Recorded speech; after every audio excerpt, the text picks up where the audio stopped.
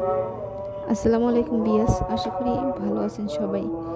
এই মেঘলা দিনে বৃষ্টি বৃষ্টি ভাব, গুড়ি গুড়ি বৃষ্টি পড়ছে। এই সময় একটা ভাজা পোড়া খাওয়া সবারই ভালো লাগে। তাই আমি বাদাম দিয়ে চিড়া ভেজে রেসিপিটা আপনাদেরকে শেয়ার করব। আশা করি পুরোটা ভিডিওই আপনারা সাথে থাকবেন। এরকম দুর্দান্ত একটা রেসিপি আসলে অনেকের জানা আছে, হয়তো বা নাই। সেজন্য আপনাদেরকে শেয়ার করব চিড়া বাদাম ভাজা রেসিপি। তো প্রথমে আমি বাদাম ছিলে নিয়েছি। সে বাদামটা একটু ভেজে নেব। তারপরে এটার মধ্যে আমি খাবার তেল অ্যাড করে নেব। কিছু খাবার তেল অ্যাড করে নেব। তেলটা গরম হলে আমি এটাকে নেড়ে চেড়ে নেব। কিছু কাঁচামরিচ কাটা নেব, পরিমাণ মতন লবণ নিয়ে নেব। এবার কিছু পেঁয়াজ বড় বড় করে কেটে নেওয়া কিছু পেঁয়াজ দিয়ে নেব।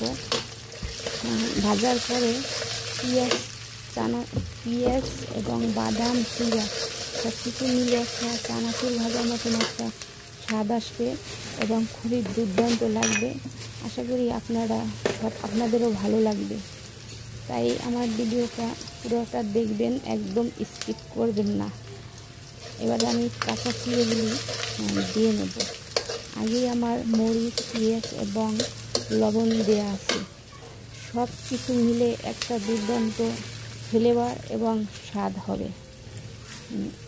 তো এবার চিড়াটা দেওয়ার পরে আমি খুবই জোরে সোরে নাড়াচাড়া করতে হবে, না হয় চিড়াটা পুড়ে যাবে, খেতে তেতো লাগবে, স্বাদ বিগড়ে যাবে।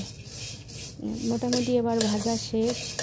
দেখুন একটা চানাচুরের মতন একটা লুক আসছে এবং দারুণ একটা ফ্লেভার, সেটা হয়তো আপনাদের বোঝানো যাবে না।